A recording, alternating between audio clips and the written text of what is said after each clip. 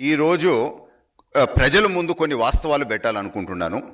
ఏ విధంగా దుష్ప్రచారం చేస్తూ కనీసము కొంచెము కూడా నీతి లేకుండా వైఎస్ఆర్ పార్టీ వాళ్ళకి సంబంధించిన ఈ క్యాంపెయిన్ ఉందో ఒకసారి దయచేసి ప్రజలు గమనించాలా. వాళ్ళని ఏమాత్రమో 1% కూడా నమ్మలేము అనేది కూడా తెలుసుకోవాలని కొన్ని వాస్తవాలు మీ ముందు పెట్టాలనుకుంటున్నాను. ఫస్ట్ ఏం చేశారు? బాబాయిని చంపి నారాసుర నక్త చరిత్ర అని చెప్పి వాళ్ళ పేపర్లో వాళ్ళే వేసుకున్నారు. తర్వాత పింక్ డైమండ్, స్వామివారి డైమండ్ చంద్రబాబు గారి దగ్గర ఉంది అని చెప్పి అధికారంలోకి రాగానే ఆ కేసు వాళ్ళే విత్డ్రా చేశారు. తర్వాత 300 గుడుల పైనే దాడులు చేసి ధ్వంసం చేసి అదేమో ఏమి తెలియనట్టు, అదేమో మాకు సంబంధం అన్నట్టు ఆ ప్రచారం చేశారు.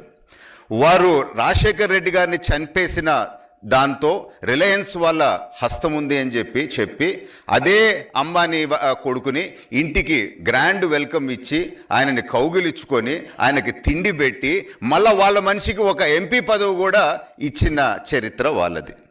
సిపిఎస్ వారం రోజుల్లో రద్దు చేస్తామని చెప్పి అట్నే ఒక 700 పైగా హామీలు ఇచ్చి ఏ ఒక్కటి పట్టించుకోకుండా ప్రజల్ని మోసం చేసిన చరిత్ర వాళ్ళది.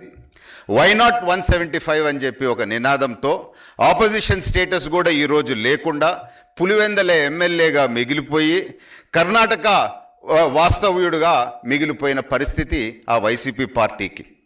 సిద్ధం అని చెప్పి ఎలక్షన్స్ అప్పుడు ప్రతి దగ్గర హోర్డింగ్స్ పెట్టినారు కదా, అది సిద్ధం ఏంది అని అంటే ఆ పార్టీ ప్యాకప్ అయ్యేదానికే సిద్ధం అని చెప్పి ఈరోజు మనకి అర్థమవుతూ ఉంది. ఇప్పుడు కొత్తగా మరొక డ్రామా మొదలుపెట్టినారు. రెడ్ బుక్ రాజ్యాంగం జరుగుతూ ఉంది ఆంధ్ర రాష్ట్రంలో అని చెప్పి వాళ్ళ కాడర్కి ఏదో సింపతి తెచ్చుకొని వాళ్ళ పార్టీని ఎట్టన బతికించుకోవాలా అని చెప్పి ఒక కొత్త నాటకం. నేను ఈరోజు సూటిగా ప్రశ్నిస్తూ ఉన్నాను. రెడ్ బుక్ రాజ్యాంగం నిజంగా ఉండుంటే మా పార్టీ కార్యకర్తలు అంకుశం సినిమాలో రామరెడ్డిని ఎట్ట నడిపినారో అండర్వేర్తో అట్ట కొడాలి నాని నడిపించాలా అని చెప్పి మా వాళ్ళు కోరినారు. కానీ ఇంతవరకు అటువంటి కక్ష, అటువంటి కేసులు ఏమన్నా జరిగినాయా? నిజంగా రెడ్ బుక్ రాజ్యాంగము, నిజంగా కక్ష రాజకీయాలు ఉన్నాయి అని అంటే, కానీ లోకేష్ గారి గొప్పతనం ఏంది అని అంటే ఏ విధమైన కక్ష తీసుకోకపోయినా కొడాలి నాని పరిస్థితి ఎట్టుందో ఒక్కసారి దయచేసి అందరూ చూడాలి. ఆ గడ్డం వేసుకొని గుట్కా నవల్తా ఇంతకుముందు నోటికొచ్చినట్టు మాట్లాడేవాడు కదా, ఇప్పుడు ఆ జుట్టు పోయింది, గుట్కా పోయింది, మనిషి సన్నగా అయిపోయినాడు, అన్నం తింటలేదు అని అంట.